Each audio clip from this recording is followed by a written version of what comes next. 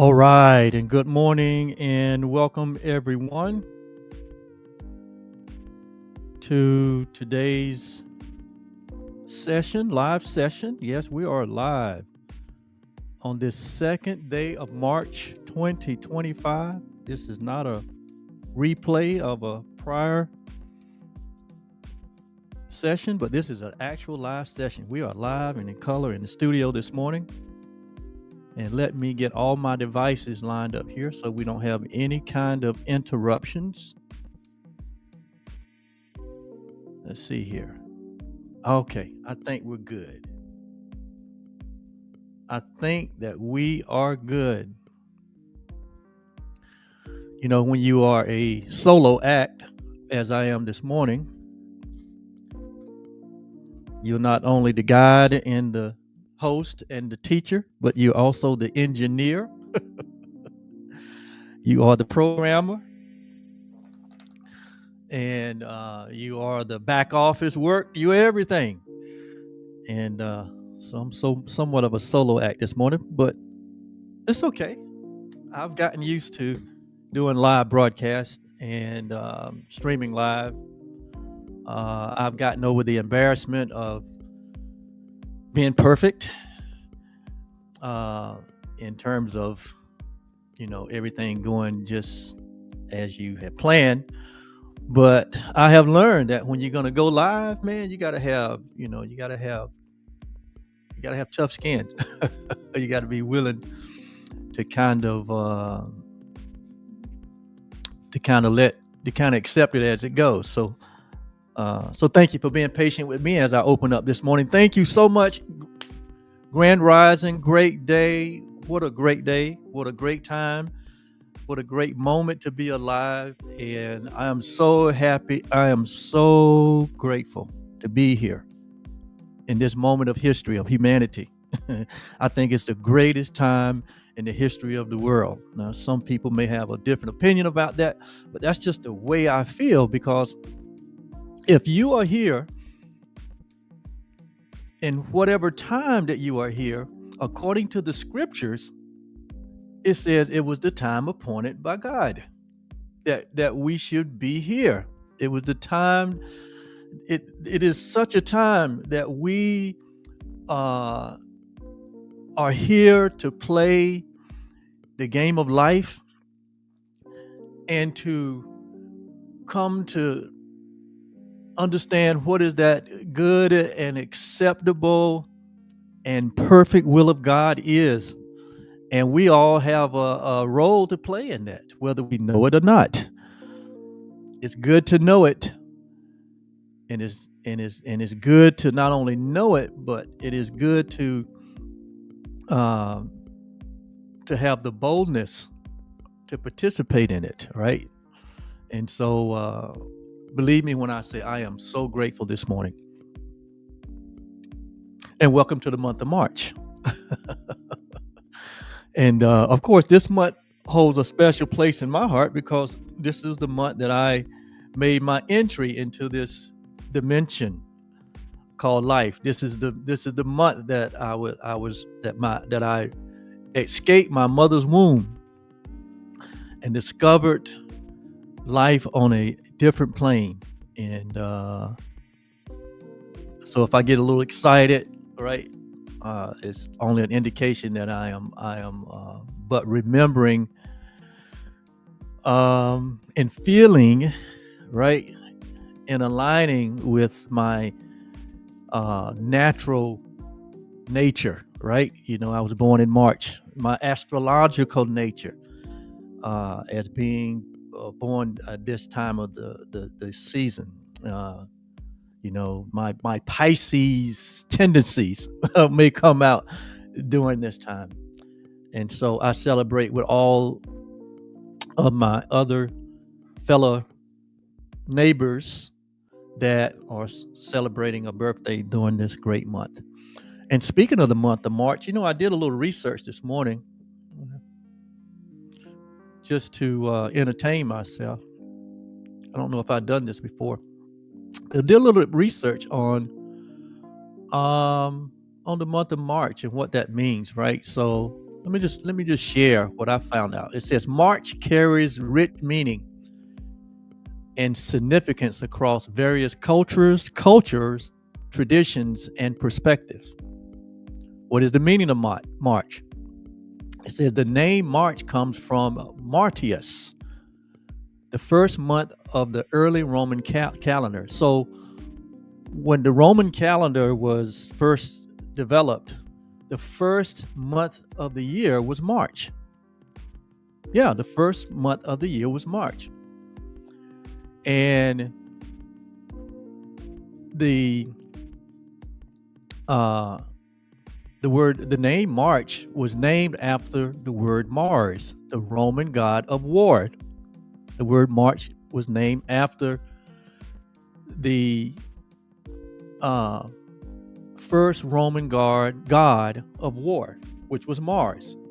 And it symbolizes renewal, action, and the start of military campaigns after the winter. That's what March signifies. That's very interesting. And then what happened is when the Roman calendar went out and the Gregorian calendar came in, we added two more months, January and February. And so January, February became the first 2 months of the year, and March moved up to the third slot, right? Yes, yes. Uh, it says in the northern hemisphere, March marked the transition from winter to spring, with the vernal equinox around March 20 and 21st, which symbolize balance, renewal, and growth. Say that again. March marks the transition from winter to spring, which usually happens around the 21st, the 20th, and the 21st of March, which symbolizes balance, renewal, and growth. In the southern hemisphere, it signifies the move from summer to autumn. Don't want to be in the southern hemisphere in March. And it says, from an astrological significance, it says March is associated with Pisces, which means compassion and intuition. Wow. That so describes kind of my personality. Compassion and intuitive. I am very compassionate and very intuitive. At least I think so, right? And I've been accused of being overly compassionate towards others, right? But that just comes natural with me. And if you've been around me any amount of time, you guys know that I go like I kind of live in my own thoughts. I live in my head a lot, and even though I'm physically present, a lot of time I'm, my focus is more on what I'm hearing, not with my natural ear, but with my spiritual ear. So I would have to agree that I am very intuitive, right? I love to live in the space where there is no space. I love to live in the time where there is no time. I love to live in the form where there is no form, right? I mentioned last week that we are better served if we looked at the things or give our attention and our focus to the things that are not seen versus the things that are seen. And then the passage of scripture went on to say that the things that are not seen are eternal. The things that are seen, meaning our relationship to the physical world, he said those things are temporary, or meaning they are subject to change. That means that, or we can say that they are not real. They are illusional, right? And so my nature is to stay more focused, to give more attention to that which I can't see, to my intuitive part of myself, the intuitive part of my nature. So I would have to agree to this to say that I'm compassionate and intuitive. What do you think? What do you say? Right? How about you other March babies out there? You other Pisces, do you feel like you're more drawn towards um, being more compassionate, being very compassionate, and being very intuitive? What do you think? And then it says, uh, Aries also born in March, and it says that Aries, which means energy and new beginnings, energy, new beginnings, compassion, and intuitive. These are the qualities that emulate from the idea of March and the season of March. And then it says that the Aries is represents energy and beginnings, which emphasizes inner reflection and bold action. Inner reflection, bold action. So, to sum it up, March means the meaning of March has its roots in the idea of renewal and action, in military campaigns, in the Roman god of war. It symbolized balance, renewal, and growth. The transition from spring to from winter to summer, or winter to spring. And finally, the characteristics of compassion, intuition, energy, and new beginnings, which is a reflection, an inner reflection of it's time to take bold action. And if you're living in 2025, and if you don't have your head buried in the sand, but if you are studied and aware of your environment, you would have to agree that this is a time of inner reflection that will result in taking bold action. And what that bold action looks like will depend on you. It depends on your perception. It's going to depend on your view, or your point of viewing not only yourself, but the environment around you.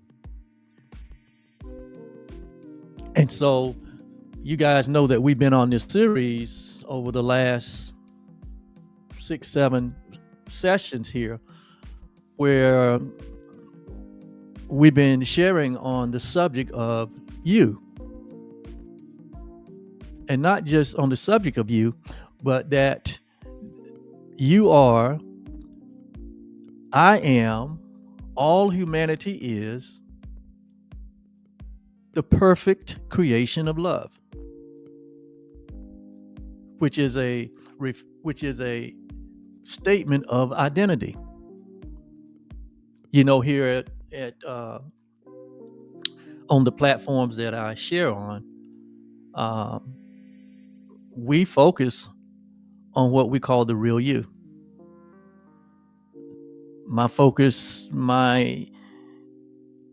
inspired message comes from the word truly, which means the real you loves you, because it is my experience and it is my intuitive belief that when we solve the identity problem, when we come to a point, when I say we, I'm talking about all humanity. When we come to a point where we solve the identity problem, because I believe that there is an identity crisis among all humanity, and it's been that way from the beginning of time. That there was a point in time in our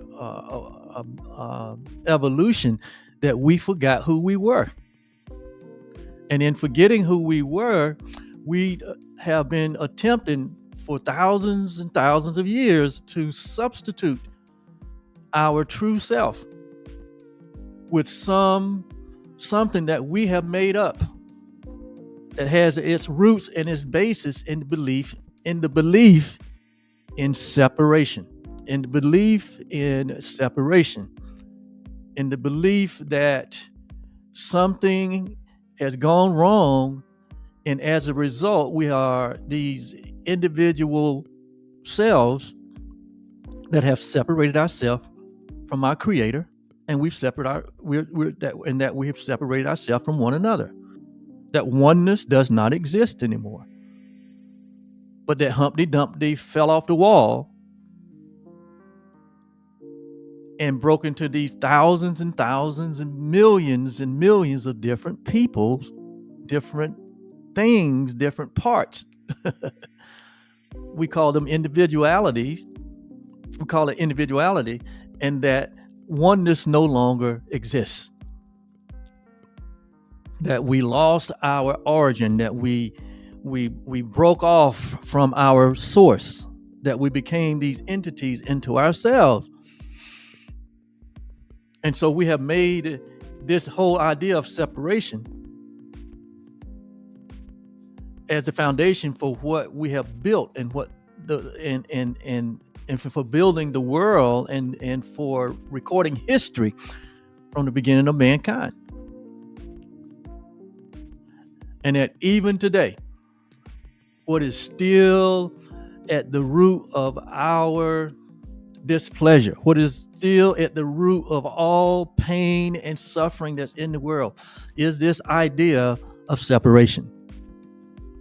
And so the Course in Miracles says that really the only thing that needs to be healed, the only thing that really needs to be corrected in life is our belief, and our belief in separation. Because out of separation comes all the other cousins and uncles and aunts. I call them cousins, uncles, and aunts. Because when we believe in separation versus believing in oneness, that there is but one, and that we're all a part of that one, when we suppress that idea and take on the idea of separation, what comes after that is this consciousness, or this awareness that something is wrong with us. I call it sin consciousness. And sin consciousness further leads to this sense of guilt, that we become guilty, that we lose our self-value, that we lose our value because we believe that we've done something wrong. And what follows guilt, the cousin of guilt, is fear. So sin consciousness, guilt, and fear becomes the virtues that consume our thinking, which eventually consumes our feelings. And if you understand how the human makeup operates, everything starts with a thought or an idea. And if that thought and idea has its basis in sin consciousness or separation, then ultimately it's going to result in a sense of guilt, right? It's going to get over into the emotional, in the area of our feelings, and we begin to feel guilty, right? We begin to feel like we have done something wrong. And with that feeling of we've done something wrong also comes that we deserve punishment, that we should be punished for the wrongdoing, right? Follow me here now. Because if you never heard this before, it's going to make sense to you. If you want to realize why is the world the way that it is? Why am I the way that I am? Why do I do the things I don't want to do and don't do the things I want to do? Well, I'm getting down to the surface, down to the source of all of that. And so when we allow our emotions and our feelings, right, to now have their basis in guilt, then there's this sense of punishment that we feel like, oh, I'm deserving of punishment. But who wants to punish themselves, right? And so when we have this sense of punishment or guilt that leads to this sense of unworthiness, and that we're deserving of punishment, what follows after that is this sense of fear. Now we're afraid. Now we're afraid that judgment is coming upon us. Now we're afraid that that what my worst thoughts are, what my nightmares are, will come to pass, right? And so we move from thinking to feeling, which gets into our subconscious mind, which gets into the subconscious part of us, right? Which is that which you can't see, right? And this is what's running our life. We realize why it's so hard for us to make change, or why it's so hard for us to do the right thing, or why it's so hard for us to do the simple thing. It's because we have allowed this sense of fear and guilt to get into the subconscious part of our being. And it's the subconscious part of our being that's really what's running things. It's really what's determining the decisions that we're making. It's really the part of us, right? It is that unseen part of us that we always default to, especially when there's pressure, especially when there is uncertainty, especially when there is a sense of lack or scarcity or doubt or fear. We default to whatever's in our subconscious part of our minds.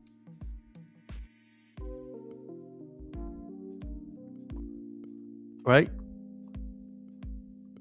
The deeper part of us. And so in many cases, that is what's running our lives, right? And a lot of what we develop in the subconscious part of our lives happened early in our life, somewhere around, they say, around the age of 5 to 7 is when we have had enough conditioning in this world to either open ourselves up to love or to have opened ourselves up to fear. And a lot of it has to do with our conditioning. A lot of it has to do with our nurturing, right? And so by the time that we're 7 years old, we have made a decision. And we have opened ourselves up to either have our belief in love or our belief in fear.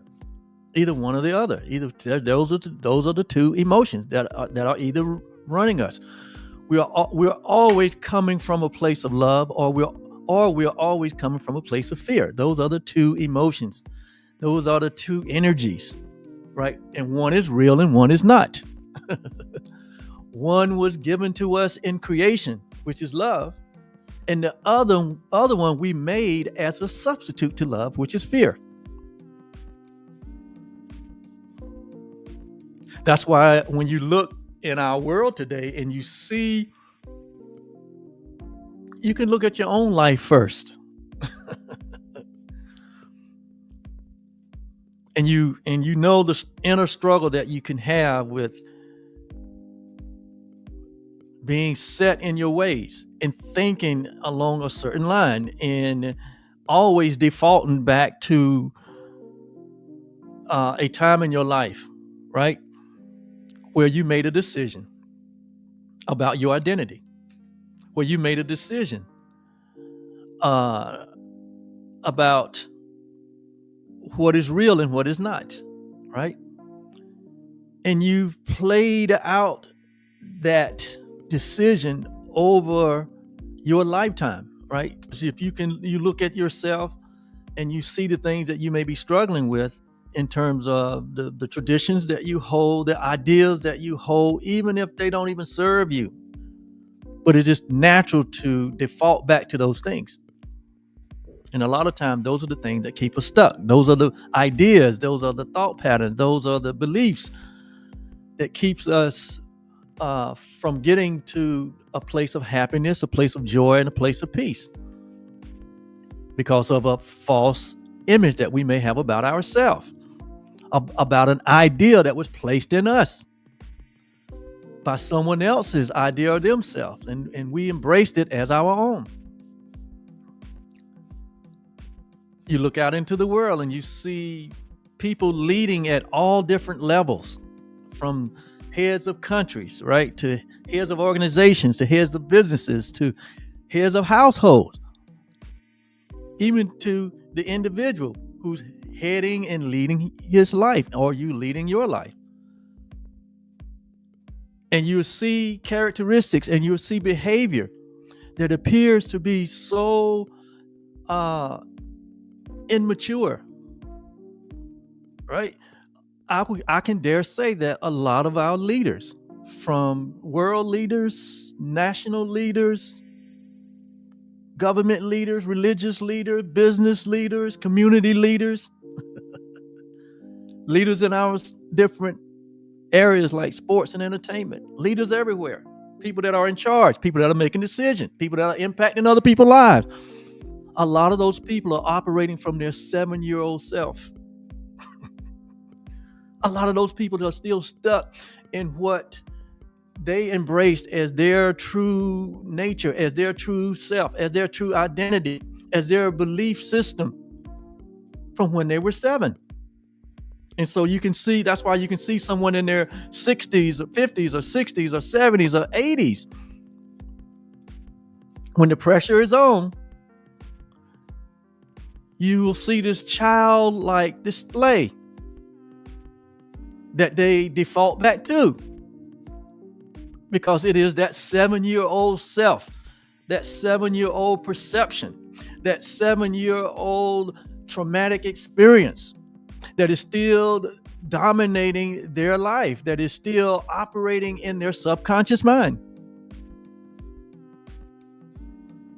And we become somewhat appalled or we become somewhat startled when we see and what we think to be people that are wise and seasoned and mature, right, and appear to know what they are doing, when we see them, when the pressure is on, when there is a challenge to be something that is greater than what they have leaned into, to see them default back to those childish ways. Because that is what's still running in the background. That is the programming that is still running in that person's life or in your life. Just think about your own self.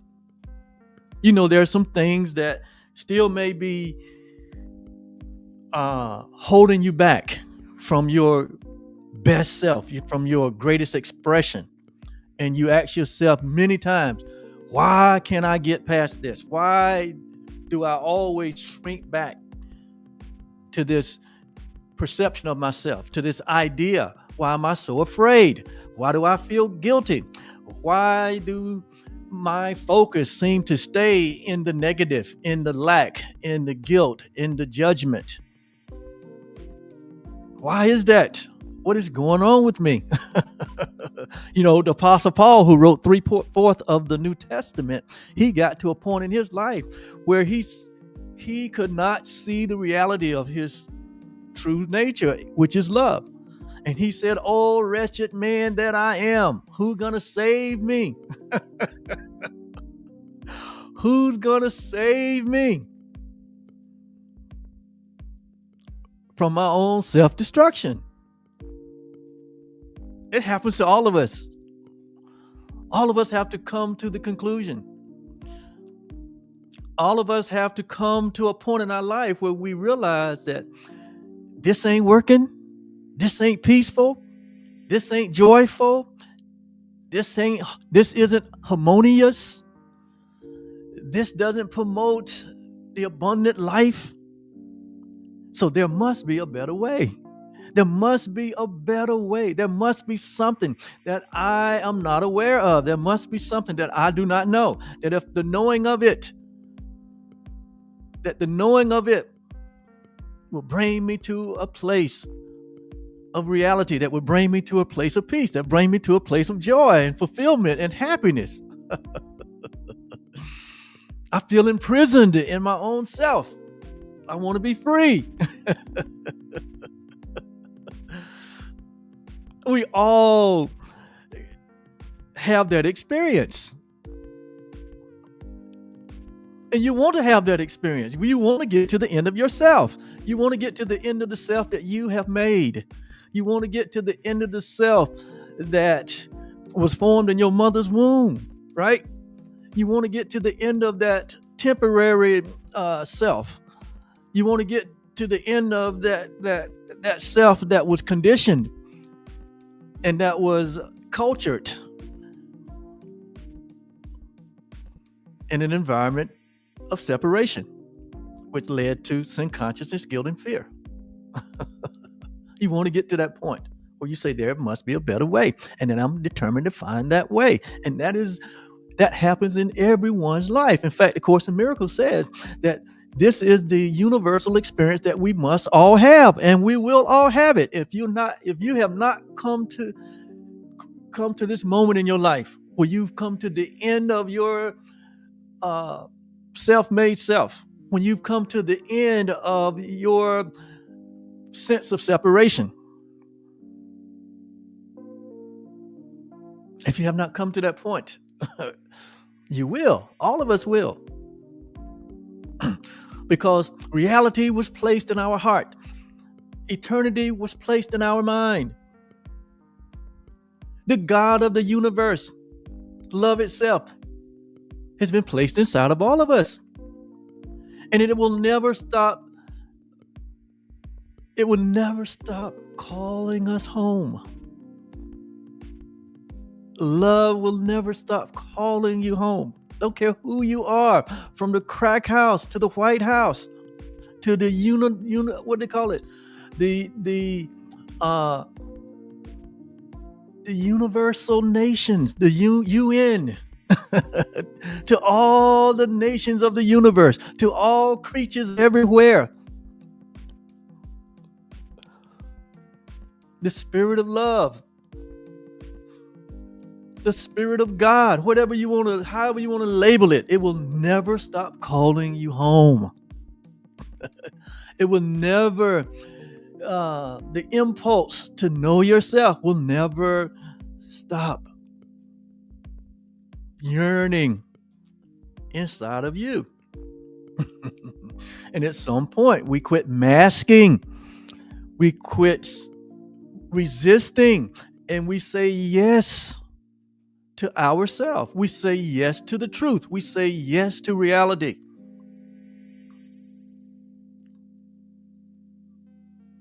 You know, we talked over these last few weeks about it is every teacher's goal, and it's the goal of all good curriculum,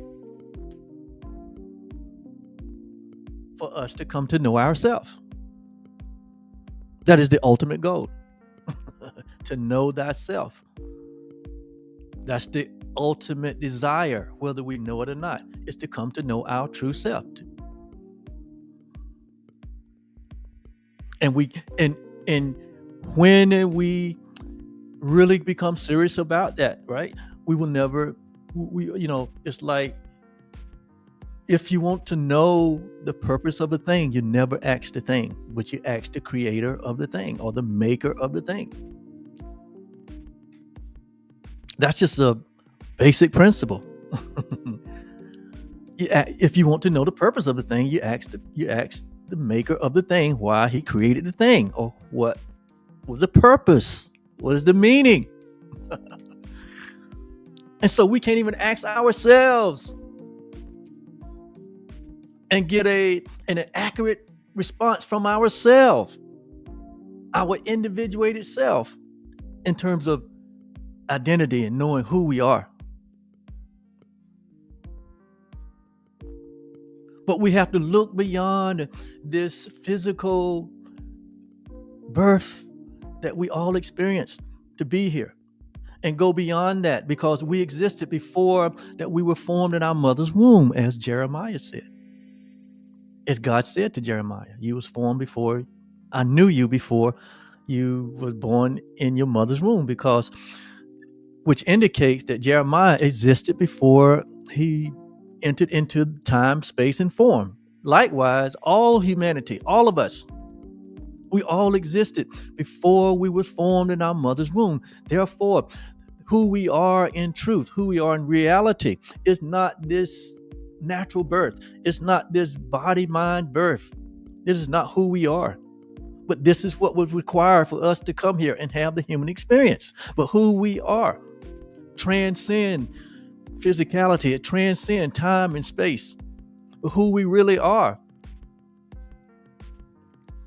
goes back before the foundation of the world. And so we have to ask the timeless one, who am I? We have to ask the timeless one, the formless one, who am I? I am who I am. And that's based on my creator. And when we look into the annals of all inspiration, all revelation, and it always come back in the form that I am that I am, and that there is only one, and that one is the source of all things, and that one is love, and that love can create only like itself. And so in reality, the only thing that exists is the one. And so I must be a part of the one. I must be an extension of the one. I must be a reflection of the one. You know, Jesus said it over in so many places during his 33 years on this planet. You know, he told the religious people of his day, he said, hey, ye are gods. Ye are gods. Have you not read that ye are gods? Do you not know that before Abraham, I am? See, he was talking in metaphysics. He was talking before you was formed in your mother's womb. He was doing that before you formed in your mother's womb conversation. And he was talking to the people of his day, especially the religious folks who thought they knew it all. He said, did you not read? Have you not read that I am God? Have you not read that before Abraham was, I am? Do you not know that when you've seen me, you have seen the Father? Do you know that I and you are one? That I and you and me, we are one? That the same glory that was bestowed upon me is bestowed upon you? Do you know that you have been crowned with glory and honor, just like I am? And then the New Testament picks it up through Revelation. When 1 John chapter 4, where he says, look, as I am, so are you in this world. Where I am, there you shall be also. He said that what? I have reconciled the whole world back into one, back into myself. And then he called it the Christ. All this was his way of communicating to us. All this was our Creator's way of communicating back to us. And correcting us in terms of our true self, in terms of our identity, that we are as God is and God is as we are, and that there is no separation, that there's only oneness.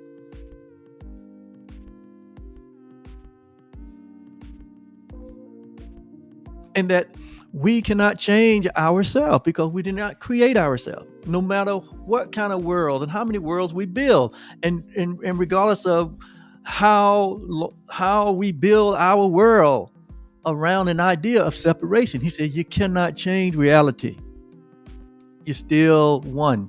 You still are a part of the one. And the day that you accept this at one meant for yourself, or atonement, the day that you accept this reality for yourself is the day that you will release yourself from all pain and suffering. And so here, this is why we say here at All Things Truly that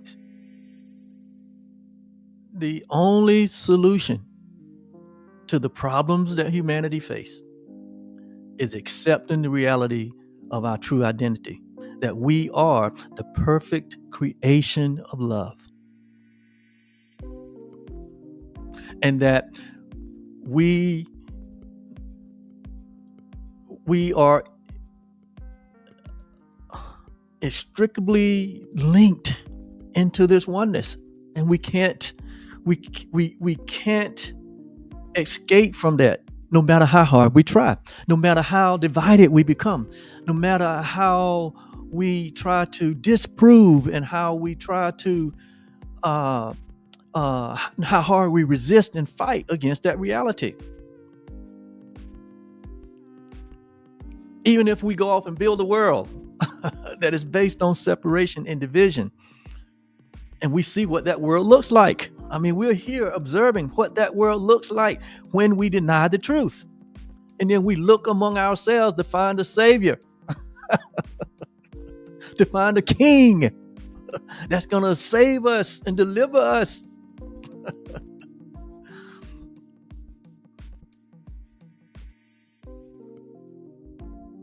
It's a sad movie to watch. But what is encouraging is that it is not the truth. It is not real. It is not eternal. This is all temporary. When we experience ourselves as something other than the perfect creation of love, when we don't allow love to have its perfect work in us, when we don't allow our life to become the reflection, the extension, when we don't allow our light to shine,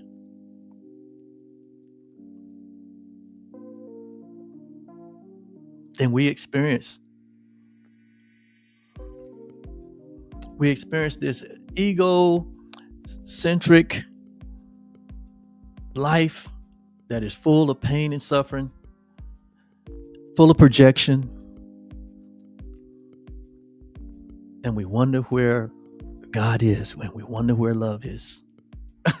And we say God is divided because they say this my God, and this group say that's my God, and this group said no, God is with us, and this group say no, God is with us, this group say no, God is with us. So God is all broken up, split up. Promoting separation on one side, promoting love on the other side, promoting superiority on one side, inferiority on the other. And then we see all the other things that come out of that, like oppression and greed and deception. It's a sad state. It's a sad movie to watch. So I'm here today to help, right? I'm here only as a helper, only as a guide, only as a temporary teacher, to point humanity, all of humanity, to turn humanity away from the illusion and the deception and the delusion that we are something other than what our Creator created us to be, so that we can all wake up from the nightmare that we can all wake up from the tragedy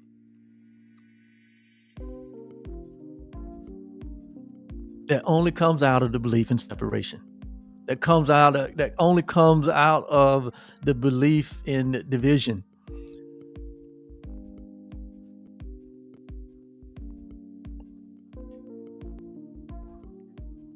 And so, I'm reminded, like when I was growing up in the 70s and 80s. All right, it was customary. I grew up in a household where we watched the soap operas. We watched soap operas, and I'm just going to name a few. The Edge of Night. Think about that. The Edge of Night. Search for Tomorrow. Y'all remember that? Anybody remember that? As the World Turns.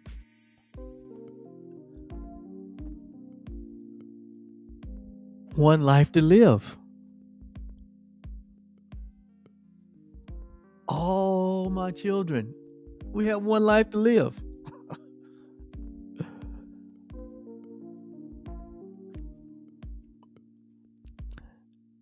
And like in this one life to live, we're looking for the what? The guiding light. Y'all remember the guiding light?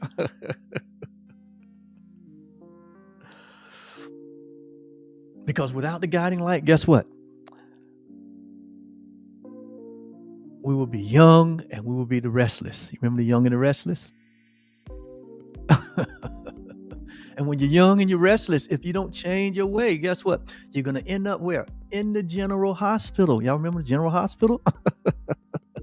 Well, all these were soap opera names. And I look at these names now and I can superimpose them over to March 2nd, 2025.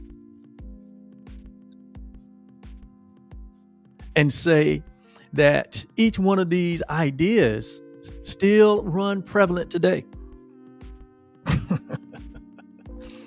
They still can be applied to our world today, the external world that is in such chaos and such strife and such turmoil. I mean, look on the world stage and what's happening among our leaders. Look at what is being displayed. Look at what is being put on display by what is supposed to be smart people.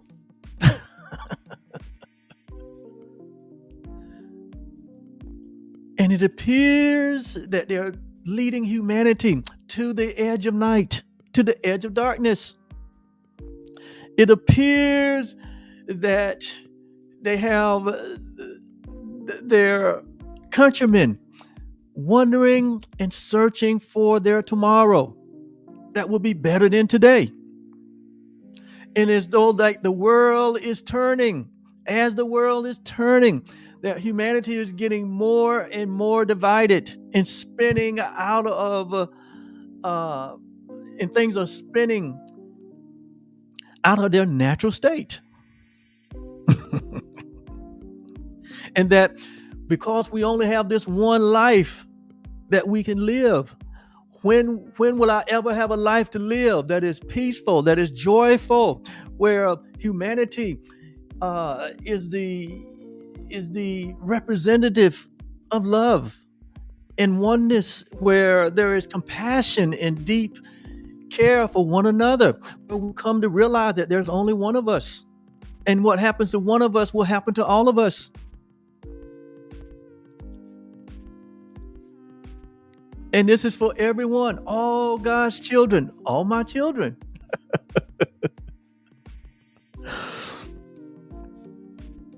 And so even our young and our old, they become restless. The young and the restless, the old and the restless. Where's the peace? Why are there such a warring and fighting among nations? Why are there such a war and fighting among people? Based on race and based on religion and based on politics and based on political ideology and parties. And why is there such a time and season here with all of the technology that we have, with all of the development that we have made. Why are we still here in 2025? And hatred and division and separation and sin consciousness and guilt and fear seems to be the order of the moment. Why is that? Have we not learned? Do we not know that we are gods? Do we not know that as God is, so are we in this world? So we need a guiding light. We need a guiding light.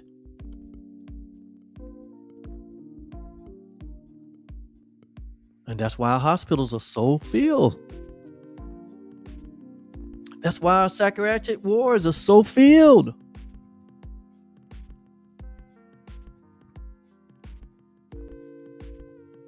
That's why the general hospital has become the growing business in our day. Because sickness and disease is reigning and ruling among humanity. Why is that? After all these years of evolution and development, we got the best of everything.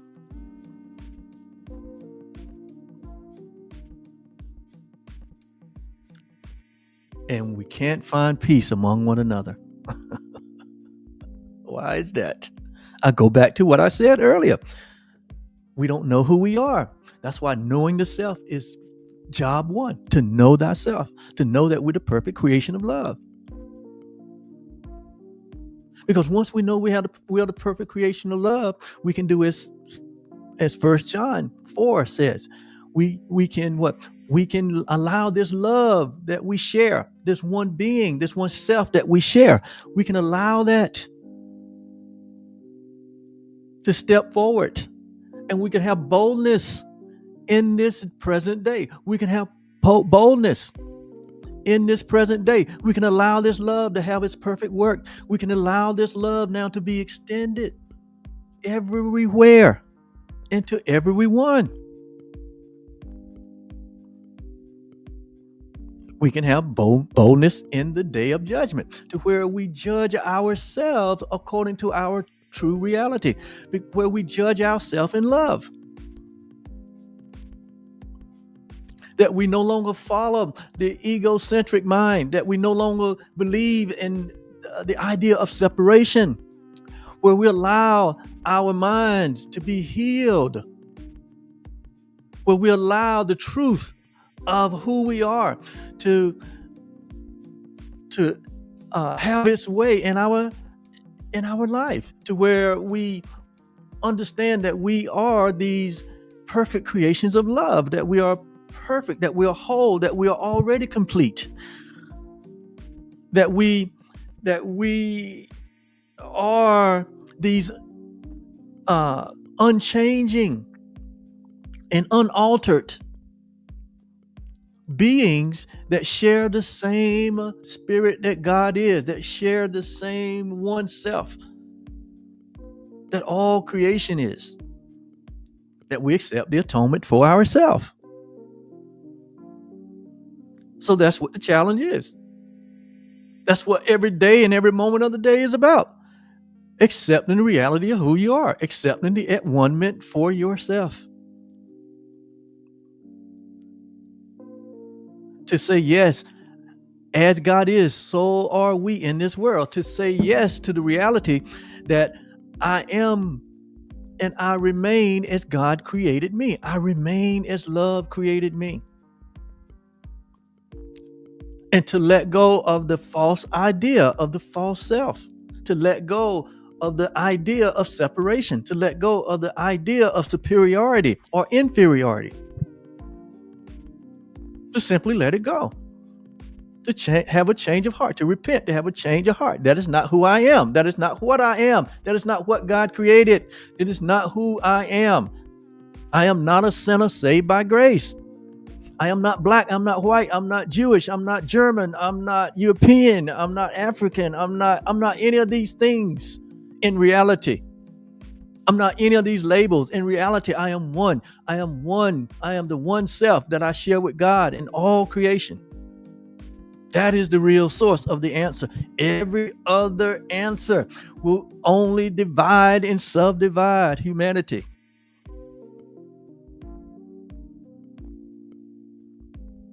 So if you're holding an idea of superiority, if you're holding an idea of specialness, if you're holding an idea of privileged, that is the source of your suffering. That's the source of your pain. And you have to let it go. If you're holding an idea of inferiority, if you're holding an idea of lack and scarcity, if you're holding an idea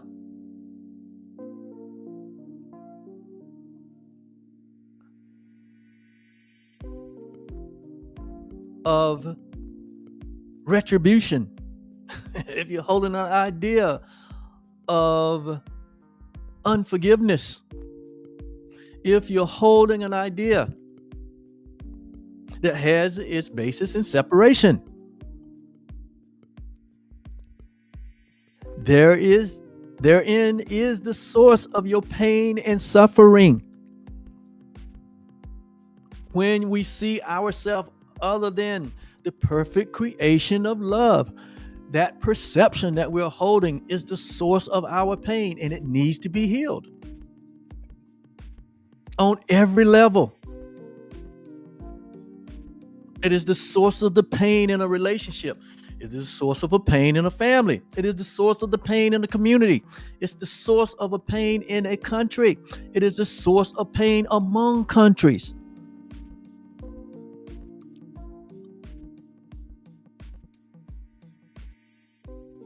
Jesus said that freedom only comes through the knowing of the truth. He said, you shall know the truth, and the truth that you know is what will make you free. Freedom only comes through the knowing of the truth. It only comes through the knowing of the self. And to know the self is to know God. And to know God is to know the self, because they're the same. I'm going to say that again. To know yourself is to know your creator. And to know your creator is to know yourself, because y'all are one and the same. There's no difference between you and God in truth. The same life that God is the same life that you are. The one breath, the one moon, the one star, the one earth, the one family. And until we renew our minds to this reality, we can only continue to create more chaos, more pain, more suffering, more division, more fighting, more justification to not love and to be loved and to resist the love that we all share.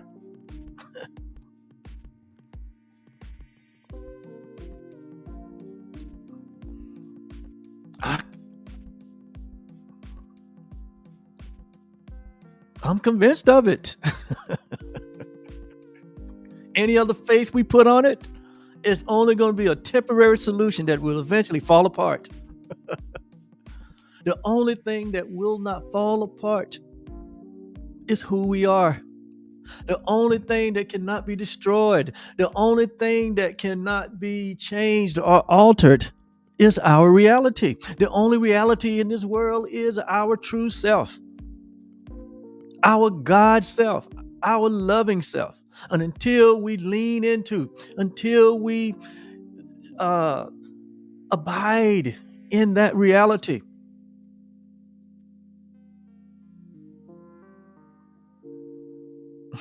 there won't be any stable peace. There won't be any stable joy. There won't be any pureness of heart. We'll continue to stumble over our insistence on elevating what we made over what love created. And it will not work. It'll only give us temporary gratification. So we have to come to grips with our true self, with our true identity, that we are as God is, and that we are to, like Jesus put it so simple, love God, love this reality, to love truth with all your heart, mind, and soul. In other words, don't give credence to any other idea. It is, this is the day that all of us are having to make a decision for ourselves. And it is an individual decision.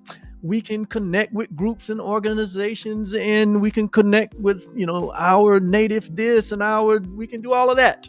And it's not going to solve anything. He's only going to bring on more pain. But this is an individual decision that all of us have to make. That love is, that God is, that I am, and there is nothing else. That's the decision that all of us are being called on to make in this moment where there seems to be so much tension, so much division, so much warring and fighting. Jesus warned us that, in this time, that's what it would be like. But it's in the midst of the darkness that the light shall shine. It is in the midst of darkness that he's calling out the light, like he did in like the story of Genesis, when God came on the scene and he said it was nothing but darkness. And he said, let there be light. Why would consciousness say, let there be light? But consciousness, no, there's nothing but light. Something has occurred. Someone had been deceived out of the light that they are. So he said, let there be light. So the decision that we're having to make, each one of us individually, from the youngest to the oldest, is to let there be light. Let the light that we are be. Let the light shine out of the darkness. Let us unclothe ourselves of all of these egoic mindsets and conditioning that we have embraced and that we have attached ourselves to. Let us clean the slate. Let us wipe the slate clean. Let us come to ourselves where we say there must be a better way, because there is a better way. And the better way is the truth that is true always of who you are. You have to make that individual decision for yourself. You have to accept the atonement for yourself. You have to come to the place. We all have to come to the place where we give credence, and only credence, to what is real and what is true. And that is the love of God. And when we do that, then we are able to, like Jesus said, to love our neighbor as ourselves, because we realize that our neighbor is ourselves, that all humanity, that we're all in the one family of God, all of us. That's the only real solution. Love has always been the only solution. And love will always be the only solution. And the world will continue to turn and search for its tomorrow and look for a guiding light and walk to the edge of the night that it has created, searching for tomorrow. Until, like the prodigal son, you remember in the story of the prodigal son, he came to himself. He came to discover that he had tried to substitute unreality for reality. He came to himself that his father, which is symbolic of his creator, that he was just like his father. He was just like his creator. And he had erred in his way. And he came to himself and said, I will return home. So God is calling us home. Love is calling all humanity home in 2025, in the midst of all of this mess that we made. So it's time to lay down the judgment. We've all contributed to it. It's time to lay down the judgment.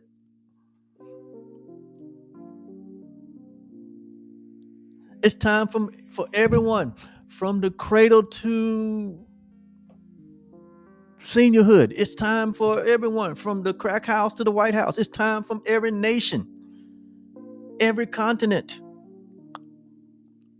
It's time for all people to come to themselves, like the prodigal son, to lay down their weapons, to lay down their judgments, to lay down their grievances. It's time for you guys that have been holding this idea of superiority. It's time for you to lay that down. That is a weapon. It's time for you who have not seen yourself as equal with God and equal with all life, all humanity. If you've seen yourself in a lower state because you've been programmed that way, it's time for you to lay that down. That's a weapon. That is a weapon that has held you back from the truth. Listen, there's only one solution. There's only one way out, guys. I'm telling you, there's only one way out of this dilemma.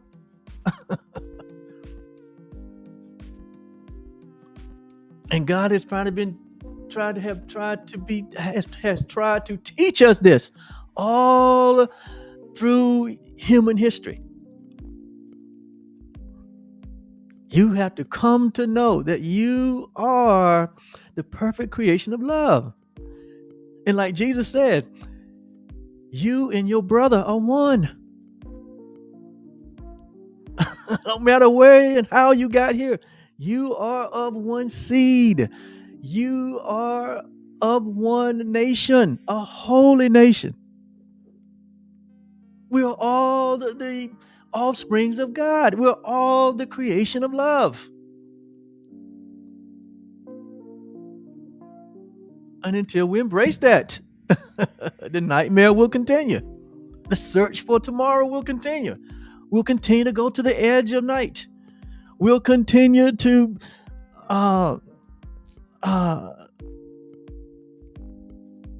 watch the world turn and spin out of control. We'll continue to see put on display that 7-year-old fearful, guilty, sin-conscious mindset, instead of allowing the mind of Christ to be in us. Who knows? The mindset of Christ is we have equality with God and we have equality with one another. It has nothing to do with our body birth. It has nothing to do with our body characteristics. It has nothing to do with what country we were born in, or what race we were born in, or what our gender is. It ain't got nothing to do with any of that, or what our political persuasion is. We keep putting those things front and center. We keep putting those things in between us and reality. We keep putting those things in between us and peace, us and joy, us and prosperity, us and abundance. The color of someone's skin. That is so 7-year-old. One's gender, how one and who one prefers to love. What country they was born in. What their history has been. Listen, you can't live off your past. If you're living off your past, whether the history was good or bad, you can't bring your past into the now moment. The past is done. The only thing that matters is this present moment, because that's the only thing that you can do something about is this present moment. We can't do anything about what happened. Out of ignorance, out of not knowing, out of fear, guilt, and sin consciousness. We have been called in this moment, in this hour, to embrace the truth. And when we do that, there is no past. Because the past, just like the future, is an illusion. There's only the present moment. Jesus said that it is in the presence that there's fullness of joy. Through the Old Testament prophet. That in thy presence there's fullness of joy. And this is the only moment that we have, is this present moment, to accept the atonement for ourselves. We are the perfect creations of love. We are our brother, and our brother is who we are. I'll keep singing it to the rooftop.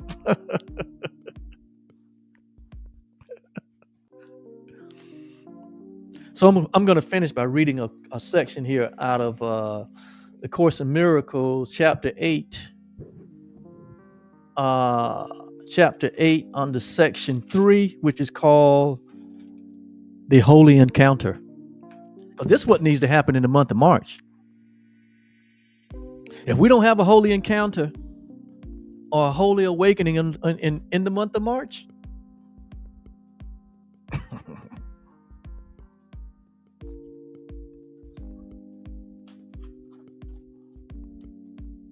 then like the word March means, you're going to have a holy war. We could have a holy war. If humanity don't get itself together. If we don't get ourselves together and allow that 7-year-old fearful, sin-conscious, guilt, and fear-ridden, delusional, made-up self to be healed and embrace the reality of our perfect nature, which is love,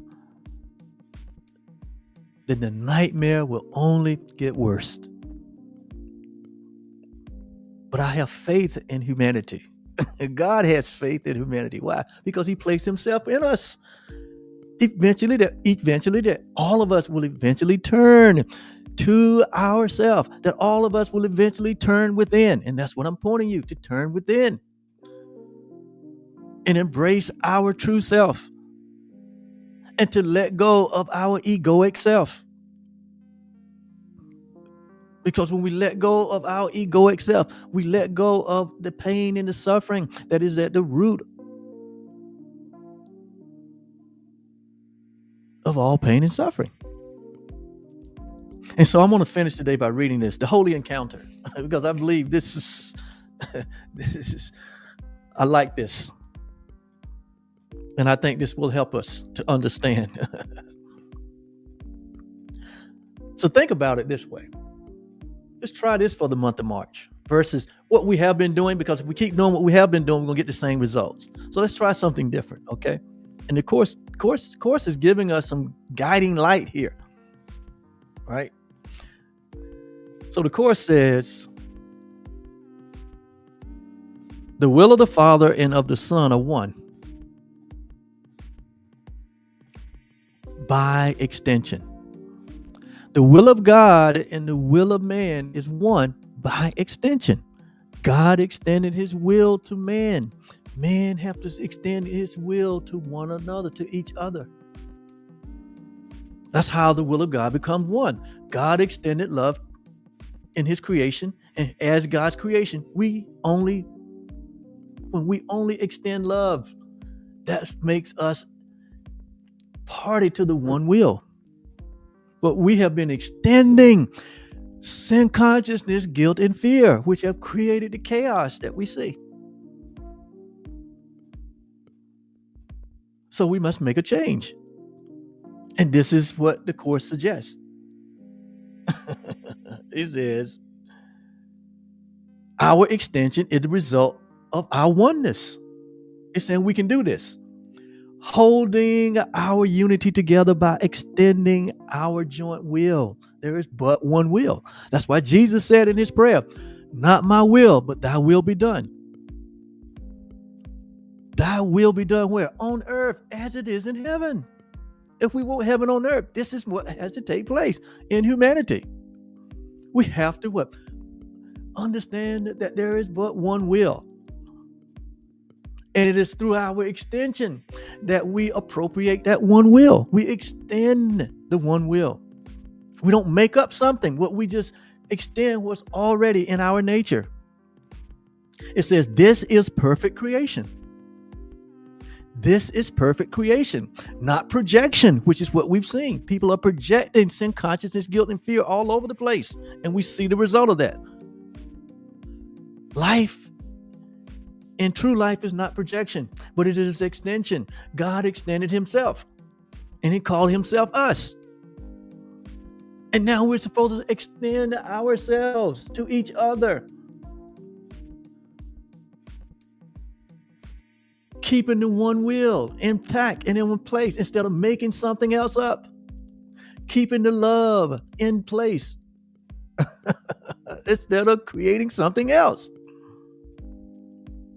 This is perfect creation by the perfectly created. And we are the perfectly created. So we have the capacity to extend only love. You have the capacity to extend only love. It says, this is the perfect creation by the perfectly created in union with the perfect creator.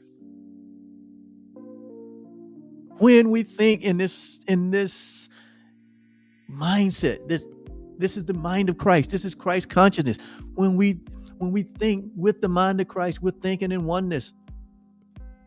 We're embracing the love that we share, the one being that we share, and we will only extend that. We'll be committed to extending that only. He said, this is the correction. The father must give fatherhood to his son because his own fatherhood must be extended outward, which God has. You who belong in God have the holy function of extending God's fatherhood by placing no limit upon it. When we came into this world from love, and our role and our goal was to extend that love. But something happened in our minds. And that's what's been running the world. And that's what has gotten the world in the mess that it's in. Now we know the solution. And so let God's whole spirit, let the spirit of love teach us how to do this.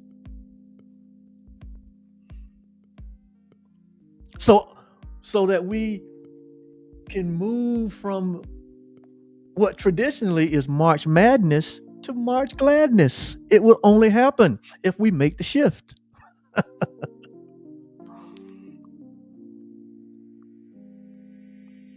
Let the whole Spirit of God, let the whole Spirit of love teach us how to do this, for we can know what it means only of love itself. And so during this month of March, consider this. When you meet anyone, remember it is a holy encounter. It's a holy encounter because we are holy. And we are blameless before God in love, according to the scripture, according to Ephesians 1. That before the foundation of the world, God had already predetermined that we are to be holy and blameless before him in love. That we're to be innocent, not guilty. That we're to be whole and not broken. In love. Because why in love? Because love is all there is. So when you meet anyone, remember, it is a holy encounter. When you meet any human being, you already can look at a human being and know that there's something that is you know that you are like they are. Just like when two animals meet, two dogs meet, or two cats meet. They know that there's something that is sameness about them. We know it because of their color, their race, or nationality, we already know that this is my equal. So when you meet anyone, remember it's a holy encounter. And as you see them, you will see yourself. In other words, you can only project. You can only project. You will only perceive another how you perceive yourself. So how are you perceiving yourself? Do you know that you are the perfect creation of love? Until you know that, you can't perceive another that way. So that creates a problem. So you see the other as an enemy. So when you meet anyone, remember, it's a holy encounter. The God in me. Recognize the God in you. That's what namaste means. The God in me, recognize the God in you.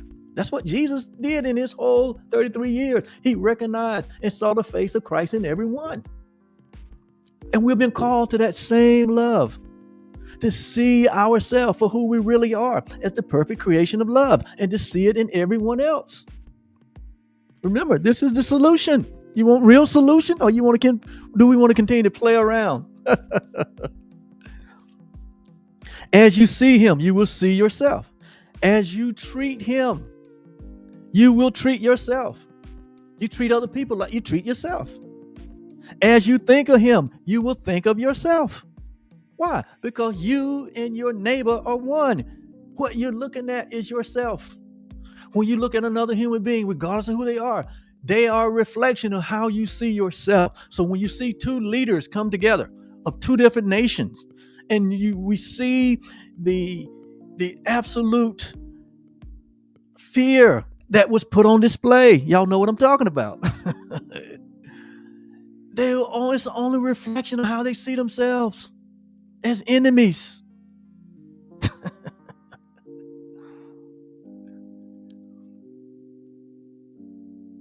There's no love in that. There's no solution in that. There's no deal to be made. There's a mind to be renewed. We don't need a deal. We need renewed minds. We need to come to know who we are. We need to wake up. We need to recognize our error. If you want real solution. But if you want reality TV, if you want to play the game,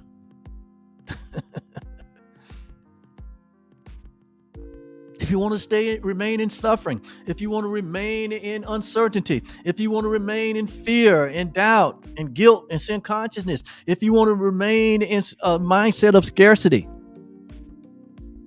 and death, then keep doing what we're doing. But if we want real, eternal resolution, understand that everyone you meet is a holy encounter. You got to lay down your politics, your religion, your whole idea, all the conditioning, if you want to be free. We got to lay it all down. It has never gotten us anywhere, and it ain't gonna get you anywhere. And because you can't take any of this accumulation of stuff with you when you leave this space. So get real with ourselves. As you treat him, you will treat yourself. As you think of him, you will think of yourself. And this is the way we think of God when we think of a human being as not having equality with us. When we look at our brother and we don't see the beauty in our brother, when we look at our brother and we don't see the absolute innocence in our brother, that's the way we see God. That's the way we see ourselves, and that's the way we're going to see our brother. You can't see God one way, see yourself one way, and see your brother another way. No, it's impossible. It is the way that you see yourself that you're going to project that onto your neighbor and onto your creator. So if you see yourself as deserving of punishment, you're going to see your neighbor as deserving of punishment. You're going to see God as deserving of punishment.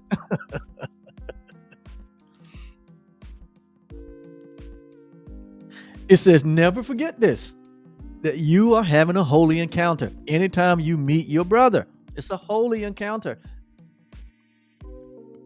Never forget this, for in him you will find yourself or lose yourself. How you interact with one another, you either find yourself or you lose yourself in that interaction. When you don't see equality, when you don't see inclusion,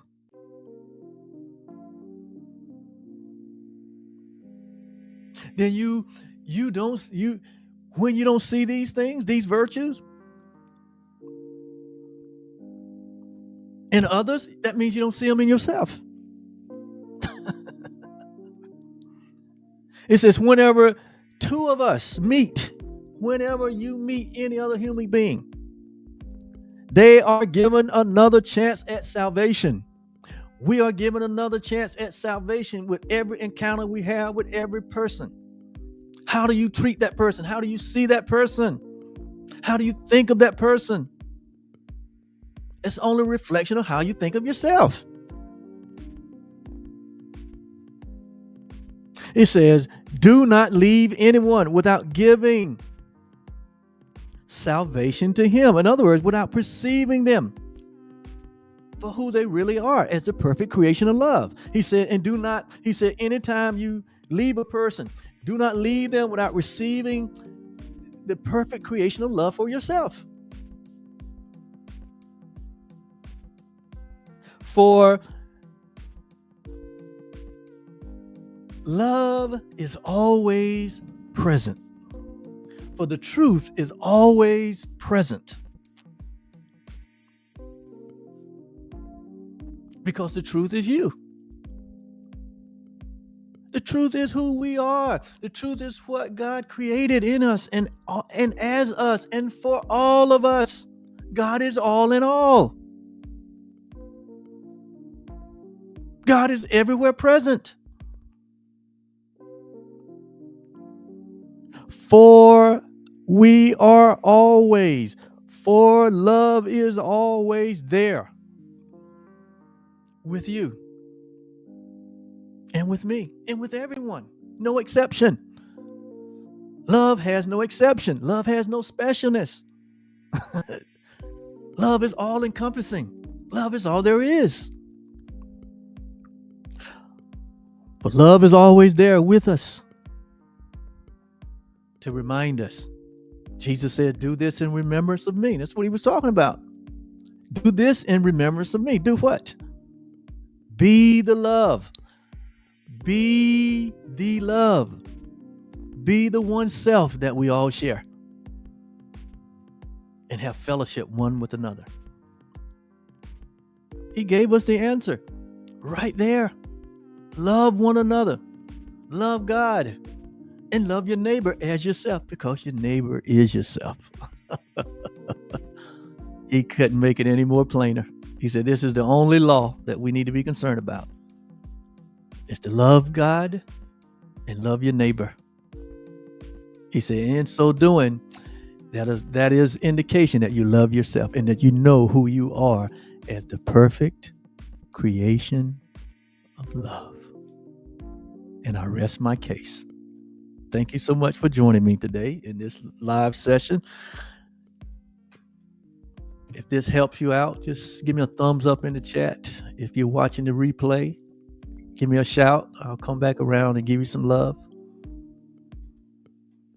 If March is going to be different from you as an individual, if March is going to be different for us as a collective, if it's going to be good for your nation, if it's going to be good for your community, if it's going to be good for your family, if March is going to be good versus if it's going to be good.